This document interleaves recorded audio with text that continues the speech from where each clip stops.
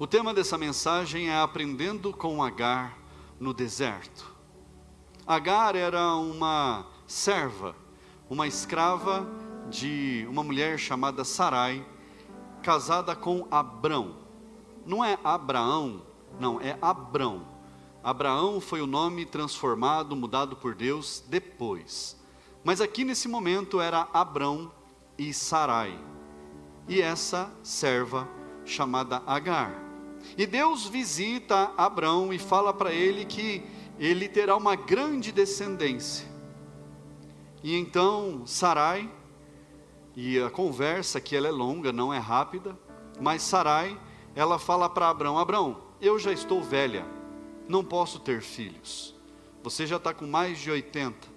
Então, vamos fazer o seguinte: você tem relações com Agar, e o filho da minha serva será meu filho. Então é essa solução que há para a gente poder ter filhos, para a gente poder crescer e para se cumprir a promessa de Deus na nossa vida. Para se cumprir a promessa. Essa foi a grande ideia que Sarai teve. Abra sua Bíblia lá em Gênesis 16, versículo 7. Diz assim: depois que Agar teve o filho, Agar estava grávida de um menino, e então acontece isso aqui no versículo 7. Quando o anjo do Senhor a encontrou junto a uma fonte de água no deserto, encontrou Agar junto à fonte no caminho de Sur, perguntou-lhe: Agar, serva de Sarai, de onde você vem e para onde você vai? Ela respondeu: fujo da presença de Sarai, minha senhora. Então o anjo do Senhor lhe disse: volte para sua senhora e sujeite-se a ela. E o anjo do Senhor disse também: aumentarei muito a sua descendência, de maneira que de tão numerosa não poderá ser contada. E o anjo do Senhor continuou: você está grávida e dará à luz a um filho, a quem chamará de Ismael, porque o Senhor ouviu o seu grito de aflição. Ele será entre os homens como um jumento selvagem. A sua mão será contra todos, e a mão de todos será contra ele, e habitará diante de todos os seus irmãos. Então Agar deu ao Senhor, que havia falado com ela, o nome de Tu és o Deus que vê. Porque ela dizia: neste lugar eu olhei para aquele que me vê. Por isso aquele poço se chama Beer-Lahai-Roi, fica entre Cádiz e Bered. Feche os teus olhos, peça para Deus falar com você nesta noite. Senhor, meu Deus e Pai, essa é a Tua palavra. Fala conosco nesta noite, Pai, de uma forma especial, que possamos, meu Deus, ouvir a Tua voz, sentir a Tua presença, ver o Senhor, meu Deus, agindo em nossas vidas e através de nossas vidas, que possamos aprender, ó Pai, com Agar, diante de tudo aquilo que ela passou e de tudo que o Senhor fez, que possa servir de lição para nós enfrentarmos a cada dia todas as lutas, todos os enfrentamentos, todas as batalhas da vida, e sairmos, meu Deus, com as garantias que o Senhor tem para nós. Em nome de Jesus, fala, Senhor, mais uma vez nós te pedimos, fala conosco. Aleluia. Diga amém, igreja. Assente-se no seu lugar. Agar estava aqui fugindo de Sarai, porque Sarai havia expulso Agar.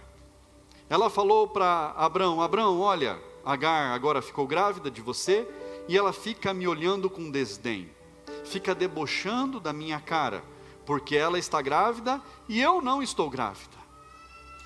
E aí então ela é expulsa para o deserto e ela sai fugida. E aí então a gente vê essa conversa que teve aqui, que o encontro que Agar teve com Deus naquele caminho, e tudo o que Deus falou para ela, o que ela disse para Deus. Deus havia feito uma grande promessa a Abrão. Fala comigo, grande promessa. Fala comigo, grande promessa. E a grande promessa a Abrão é que ele teria uma grande descendência, que a descendência dele seria gigantesca.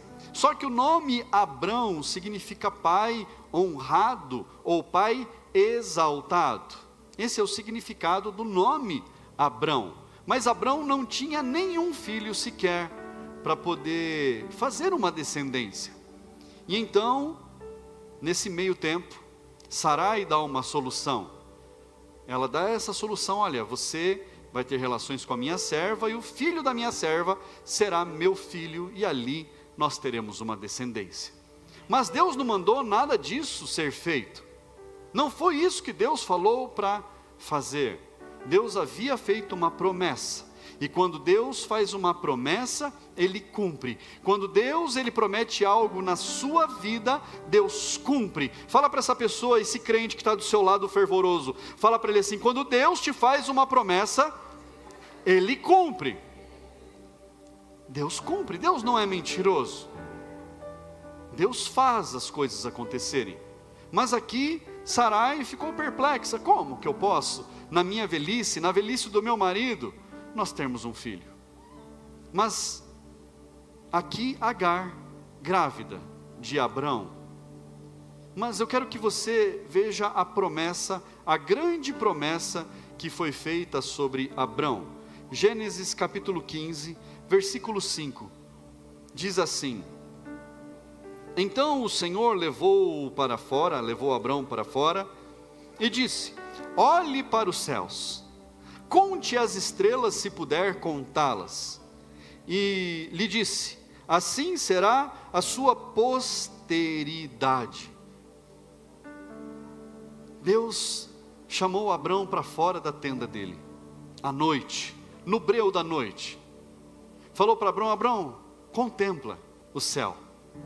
Você consegue contar as estrelas, Abrão? Dá uma olhada aí, quanta estrela tem.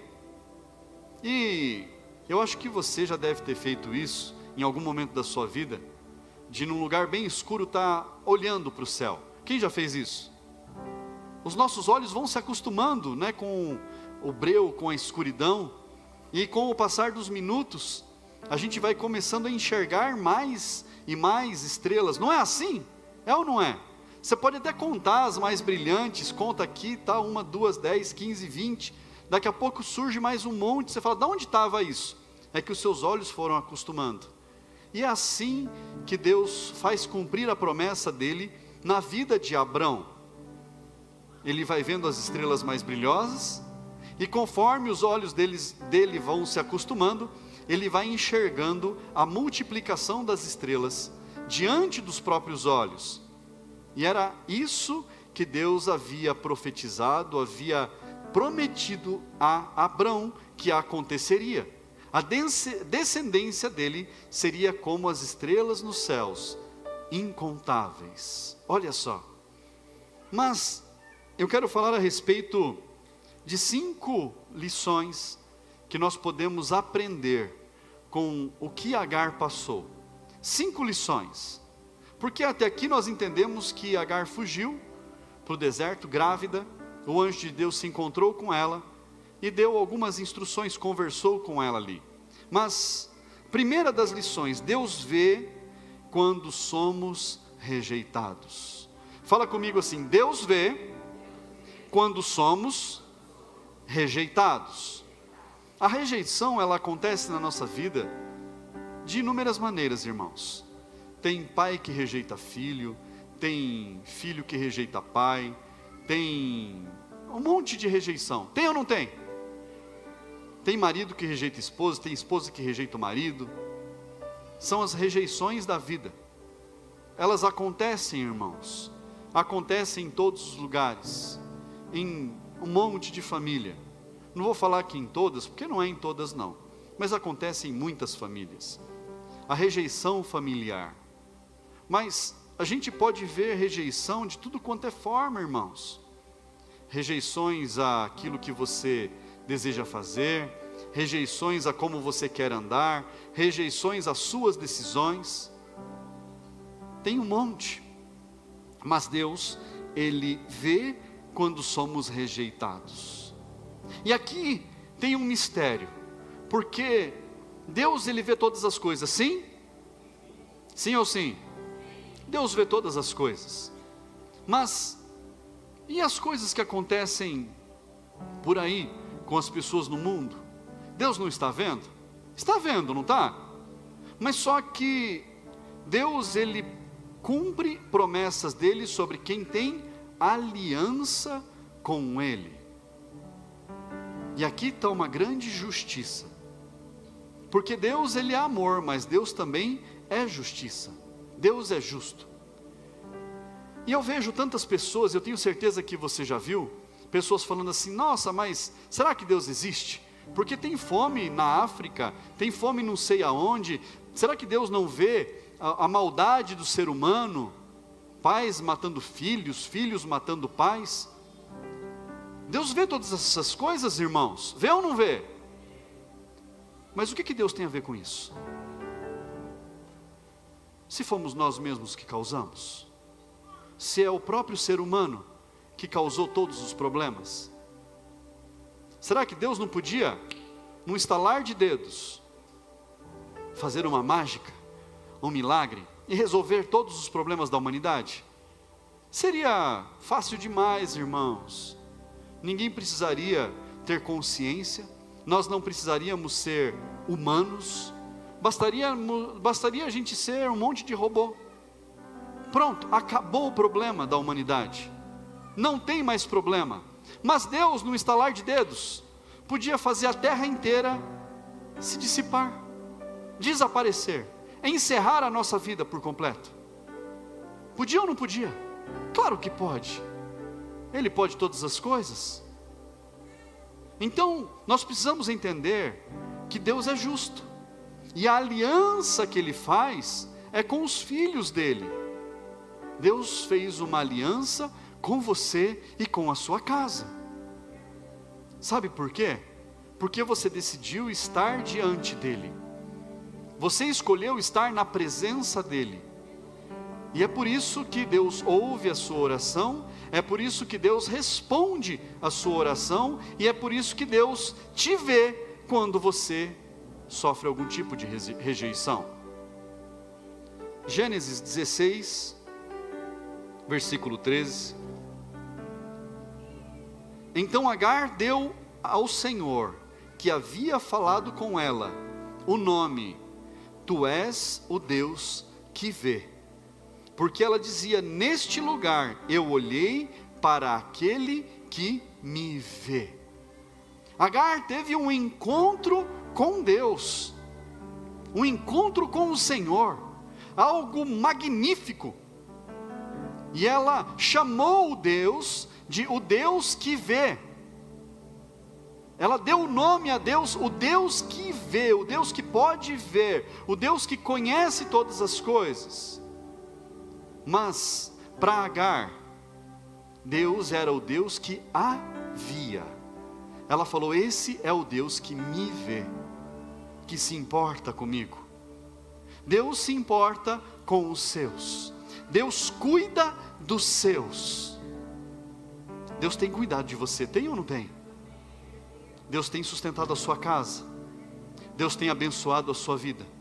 Deus tem te livrado de coisas terríveis. É só Deus quem pode. Então Deus nos vê quando nós somos rejeitados. Essa é a primeira coisa que nós vamos aprender com Agar.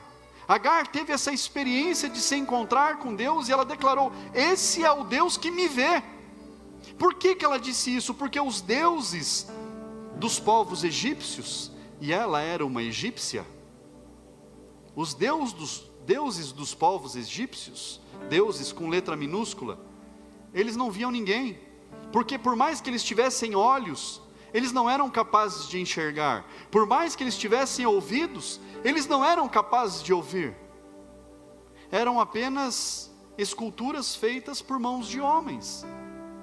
Então ela tem uma surpresa, ela se surpreende, porque ela fala assim: esse Deus é capaz de enxergar.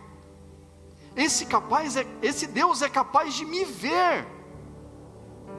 e de falar comigo. Isso é extraordinário. Segunda lição: Deus nos faz perguntas para nos levar à reflexão.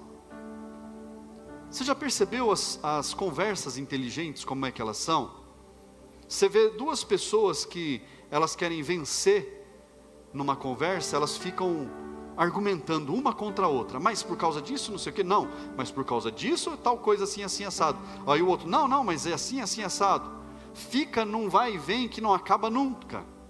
Mas, quando nós temos uma conversa inteligente, nós levantamos questões, levantamos perguntas, e Deus, Ele nos questiona, para nos levar à reflexão, nos levar a pensar o que nós estamos fazendo, nos levar a nós enxergarmos que há respostas que nós temos dentro de nós mesmos. Lá na sua Bíblia, Gênesis, capítulo 16, versículo 7, diz assim: quando o anjo do Senhor a encontrou junto a uma fonte de água no deserto, junto à fonte no caminho de Sur, perguntou-lhe: Agar, serva de Sarai, de onde você vem e para onde você vai? Olha a pergunta. Deus pergunta para Agar: Agar, você que é serva de Sarai, Deus conhece ela. O que você está fazendo? De onde você está vindo? Para onde você está indo? Em outras palavras, Deus está falando para Agar: Agar, o que você está fazendo da sua vida? Feche seus olhos um momento. Repita assim comigo: o que eu estou fazendo da minha vida?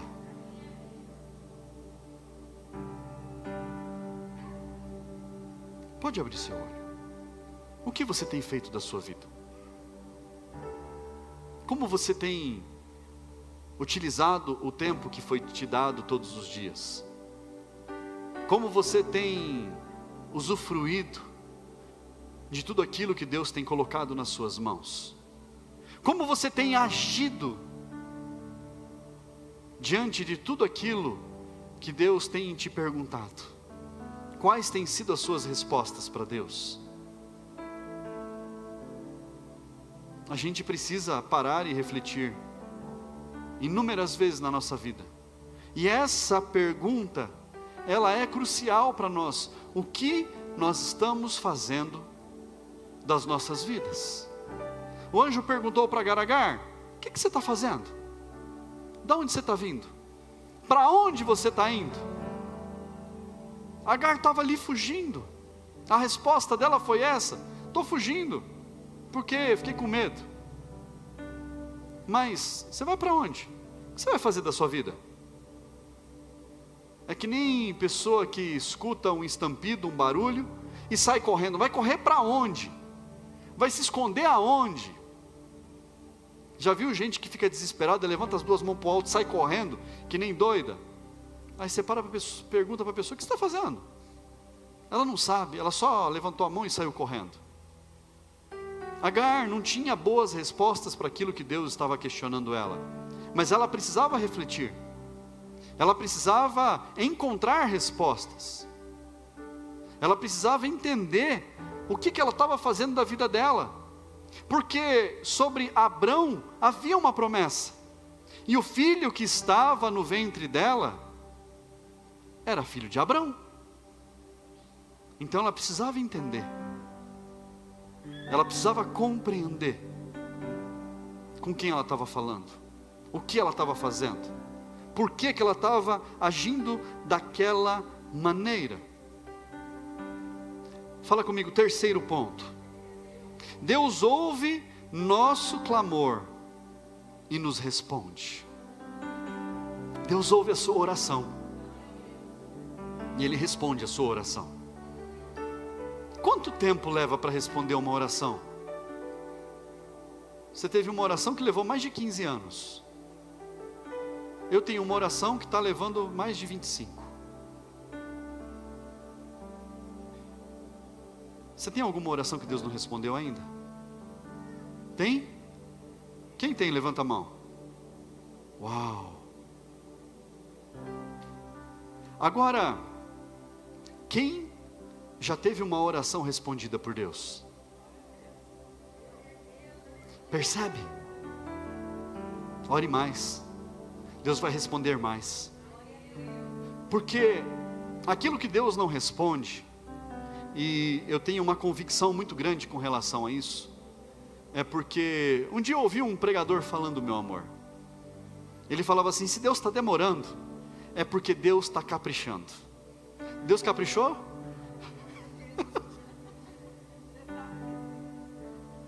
Deus está caprichando.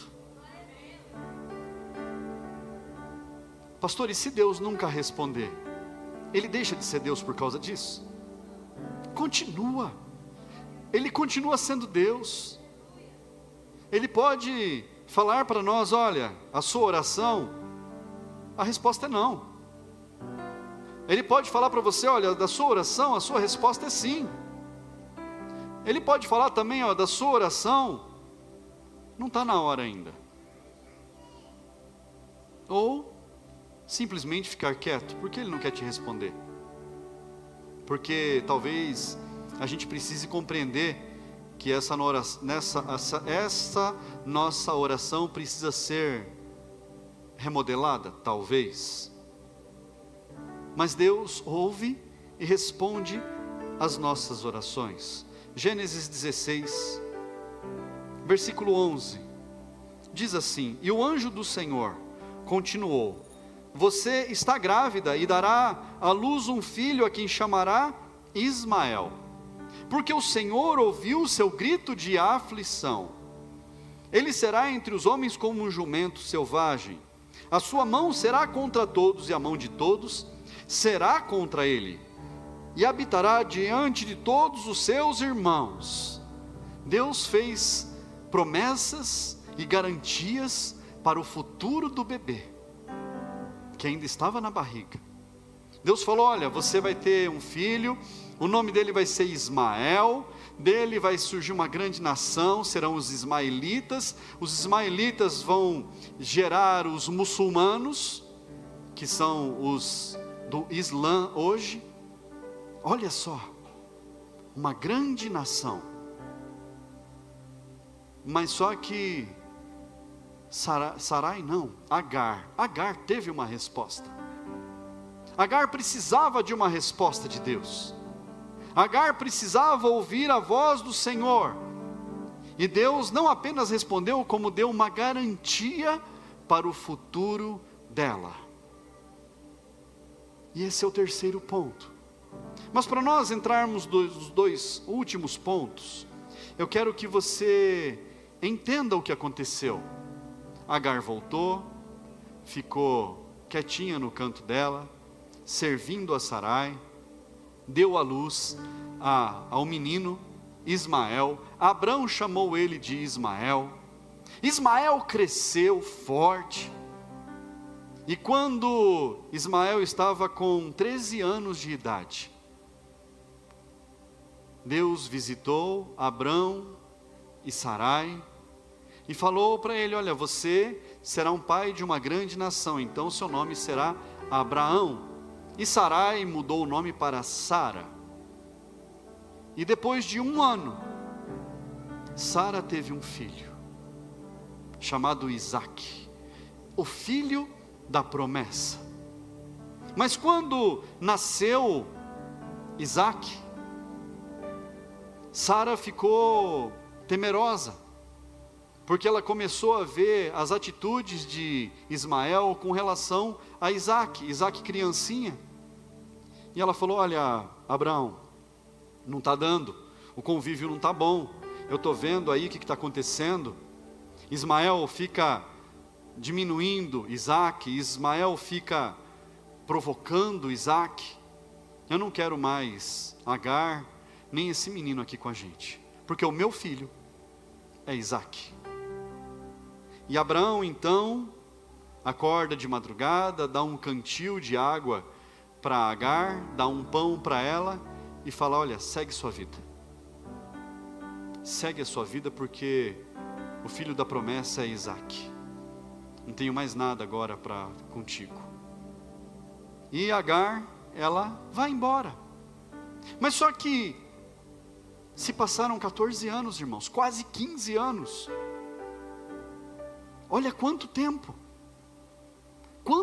passou. E Agar, indo embora, fugindo, deixando tudo para trás, ela entra em desespero. Gênesis capítulo 21, abra comigo. Gênesis 21, versículo 9. Sara viu que o filho que Agar, a egípcia, teve com Abraão, estava zombando de Isaque. Então Sara disse a Abraão: mande embora essa escrava e o filho dela, porque o filho dessa escrava não será herdeiro com o meu filho Isaque. Abraão ficou muito incomodado com isso, por causa de seu filho, mas Deus disse a Abraão: não fique incomodado por causa do menino e por causa da escrava. Faça tudo o que Sara disser, porque por meio de Isaque será chamada a sua descendência. Mas também o filho da escrava farei uma grande nação, porque ele é seu descendente. Na manhã seguinte, Abraão levantou-se de madrugada, pegou o pão e um odre de água, pôs tudo sobre as costas de Agar, deu-lhe o menino e a despediu. Ela saiu andando sem rumo pelo deserto de Berseba. Quando acabou a água que havia no odre, Agar colocou o menino debaixo de um dos arbustos e, afastando-se, foi sentar-se em frente à distância de um tiro de arco, porque dizia: assim não verei o menino morrer. E sentando-se em frente dele, levantou a voz e chorou. Agar entrou em desespero aqui. Ela falou: acabou a água. Fala comigo: acabou a água. O que eu vou fazer agora? Como é que vai ser a minha vida? Há 3 anos atrás, 3 anos e meio, mais ou menos, ou 4 anos, a cidade de Rio das Pedras passou por uma grande dificuldade de escassez de água. Quem lembra disso? Eu não vou levantar a mão porque eu não estava aqui. Mas nós ouvimos falar da grande dificuldade que toda a cidade passou. Faltava água, tinha bairro que não conseguia ser abastecido. Era assim ou não era? Difícil para fazer comida, para tomar banho, quase que missão impossível. Foi um caos. Mas não era a água para fazer o alimento, a água para tomar banho, a água para lavar a roupa que estava faltando. Para Agar, era apenas um cantil de água que tinha acabado. E Agar entra em desespero. Agar conhecia Deus, conhecia, irmãos? Agar tinha tido um encontro com o Senhor, tinha ou não tinha? Agar tinha dado um nome para aquele Deus que ela tinha se encontrado, tinha ou não tinha? Mas ela entra em desespero por causa de uma porção de água. Muitas vezes, irmãos, na nossa vida, a gente entra em desespero por uma coisa que parece tão banal. É ou não é? É ou não é, irmãos? Você não é fraco por isso. Mas aquilo é apenas a gota d'água. A última coisa que aconteceu, que você já estava sobrecarregado, sobrecarregada, já estava passando por dificuldades, por lutas, as suas emoções estavam à flor da pele, e então você se desespera por algo que aos olhos de outras pessoas é tão simples, tão banal. É ou não é, irmãos? É ou não é? Eu já vi gente desesperada, perdendo as estribeiras por tanta coisa pequena, irmãos. Mas você vai ver, não é aquilo o problema. O problema é tudo que está acontecendo na vida daquela pessoa. O problema é tudo que ela está vivendo. Todas as dificuldades, todas as batalhas do dia a dia, todas as intempéries, as rejeições, as lutas, os desafios. E aí simplesmente vem algo que parece que acionou um gatilho e a pessoa desabou. É ou não é assim? Aconteceu com Agar. Acabou a água, uma porçãozinha de água que ela tinha. E ela deixou o filho debaixo de um arbusto, andou lá, a Bíblia fala um tiro de arco, mais ou menos uns 100 metros, sentou, ficou chorando olhando para o filho. Falou, agora vai morrer o menino? Vou morrer eu? O que vai ser da nossa vida? Ó céus, ó vida. Ficou ali, desesperada.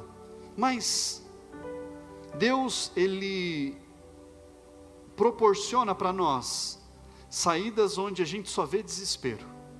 Esse é o quarto ponto.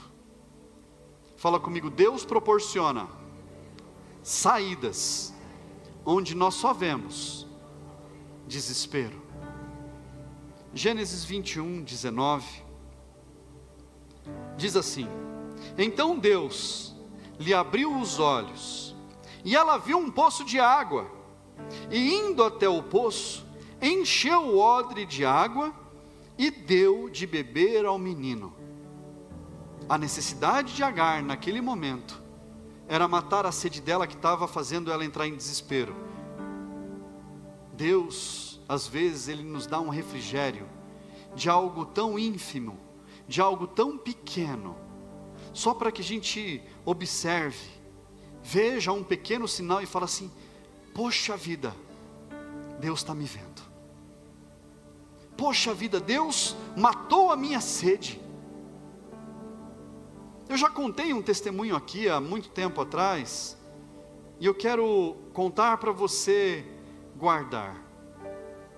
Eu era pastor da primeira igreja que eu abri, no meio do mato, num lugar onde ninguém queria ir, era a 14 quilômetros do centro da cidade, levava um tempão para chegar, eu andava 3 quilômetros a pé para poder chegar na casa onde fazia culto, e lá tinha uma senhora que, no fim de tarde, na casa onde fazia o culto, ela preparava um pão caseiro, e ela servia também manteiga caseira, geleia caseira, tudo delicioso. Ela era a mãe daquelas famílias que participavam ali do culto. E era assim todo sábado, que era o dia de fazer culto lá naquele bairro. E eu me lembro que naquele sábado, eu na minha casa, eu tinha ganhado um potezinho pequeno de geleia dela, feito em casa. Que negócio gostoso, irmão, só de lembrar, dá água na boca, de tão bom. Não tem em mercado nenhum para vender uma geleia tão deliciosa como aquela. E aí eu lembro que eu comia só na colher aquilo, falava, não posso estragar isso aqui. E eu lembro que eu raspei o fundinho que tinha, comi aquela última geleia e coloquei na pia e coloquei água. E no meu coração eu pensei assim, como seria bom se eu ganhasse um pote de geleia de novo dela. E fui, era 2 da tarde, o culto era 7, peguei o ônibus, desci na beira da estrada, andei, passando de casa em casa, visitando, convidando para o culto. E quando eu cheguei lá naquela casa, bati palmas lá para poder tomar um café, conversar, orar e depois fazer o culto. A filha dela com o marido da filha, estavam na casa vizinha, falou, pastor, minha mãe não está aí, minha mãe viajou, foi ver a irmã dela, tal, vem para cá, fica com a gente aqui, toma um café com a gente. Aí eu tomei um café com eles, conversamos, e chegou a hora do culto, fiz o culto na casa, estavam lá as pessoas, foi bênção, terminou tudo, o meu irmão foi me buscar, porque meu irmão me buscava depois de carro, e quando eu estava no carro, dando tchau para todo mundo, a filha daquela senhora com o marido gritaram, pastor, pelo amor de Deus, não vai embora. Eu falei, meu Deus, alguém se machucou, aconteceu alguma coisa? Aí eu abri a porta do carro e ela falou assim, se eu não entregar isso aqui para o senhor, a minha mãe me mata, porque ela fez isso aqui a semana inteira, ela mandou colher as frutas, ela fez a geleia, reservou esse potão de geleia para o senhor levar.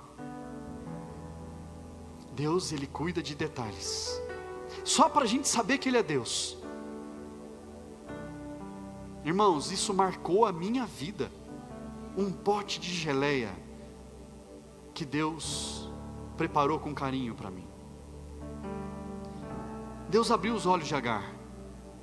Então ela viu lá água, foi lá matar a sede dela. Deus estava dando sinais de que Ele estava por perto, para ela entender que ela não estava sozinha. Deus, Ele proporciona para nós os livramentos onde a gente não é capaz de ver na frente, a gente não consegue enxergar adiante, mas Deus nos dá a solução. Deus, Ele está trazendo para você hoje a solução para esse problema que você não está enxergando solução. Deus está trazendo para você um escape que você não sabe nem como é que você vai sair dessa, mas Ele está trazendo para você a luz, para você entender que Ele é Deus na sua vida. E o resto, se Deus é capaz de cuidar de um pote de geleia, se Deus é capaz de cuidar de uma porção de água para matar a sede de uma mulher que estava no deserto, Ele é capaz de qualquer coisa, irmãos. Agora imagina o que Ele pode fazer na sua vida. Imagine quantas coisas Deus pode fazer na sua vida. Deus é capaz de fazer coisas tremendas. E Deus nos sustenta e Ele cumpre as suas promessas. Esse é o quinto ponto.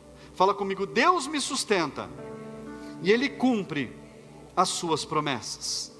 Gênesis 21, versículo 20, diz assim: Deus estava com o menino que cresceu, morou no deserto e se tornou flecheiro.